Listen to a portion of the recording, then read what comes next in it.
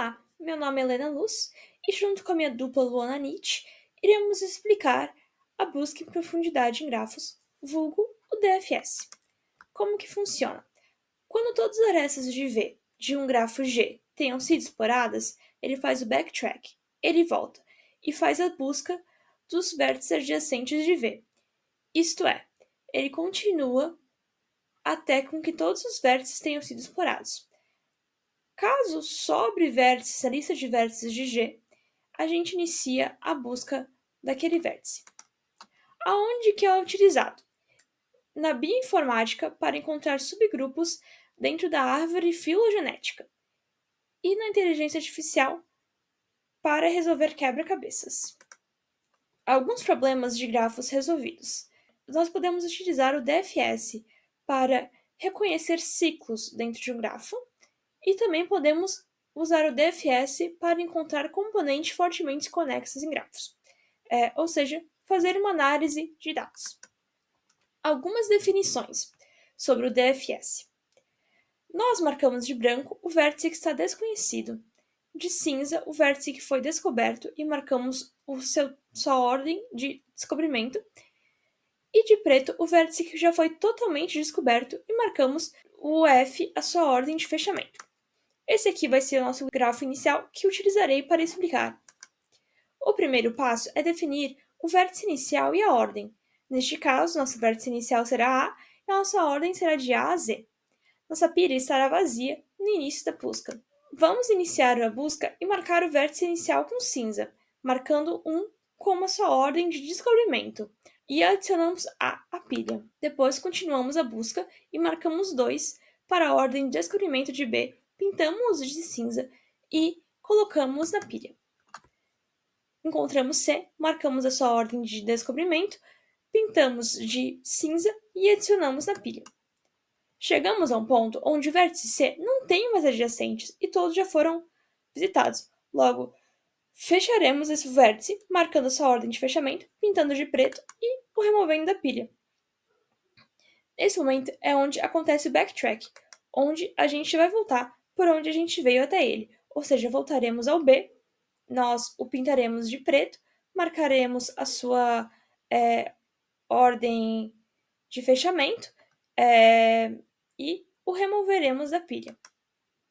Agora chegamos ao A. Será que temos que fechá-lo? Não, pois ele ainda tem adjacentes branco. Nós somente fechamos vértices que não têm adjacentes brancos. Continuando a busca.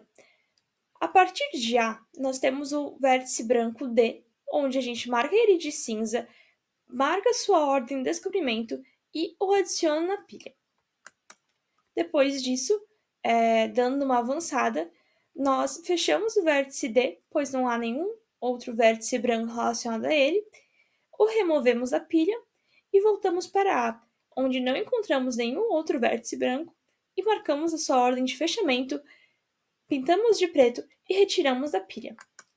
A partir do DFS, nós conseguimos uma árvore final, onde, por exemplo, a partir de A, que foi nosso vértice inicial, eu consigo chegar a C passando por B, e eu consigo chegar a D diretamente. Então, a gente consegue ver muito bem as relações entre os vértices. Bom, aqui nós temos o nosso grafo e a nossa lista de adjacência. Para que serve a nossa lista de adjacência? Para informar ao nosso algoritmo qual a lista de filhos que um vértice em processamento tem e também definir a prioridade da execução do algoritmo. No nosso caso, é em ordem alfabética e iniciamos em A. Como funciona?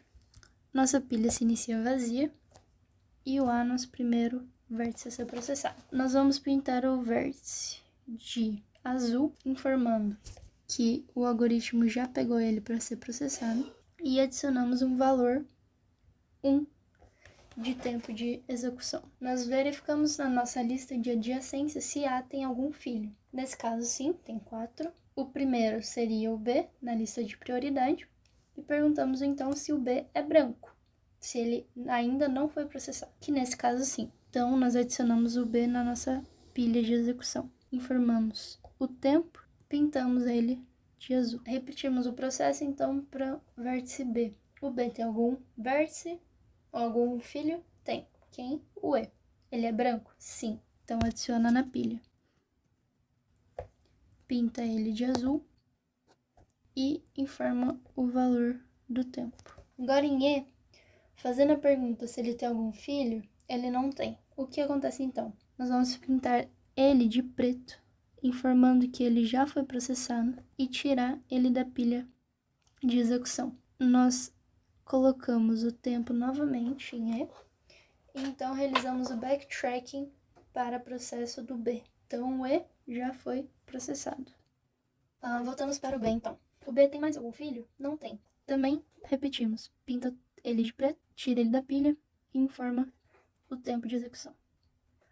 O nosso B foi o segundo a ser executado. Voltando para A, então, nós vemos que o A ainda tem o C, o D e o F de filhos. O C ainda está branco? Sim, significa que ele não foi processado ainda.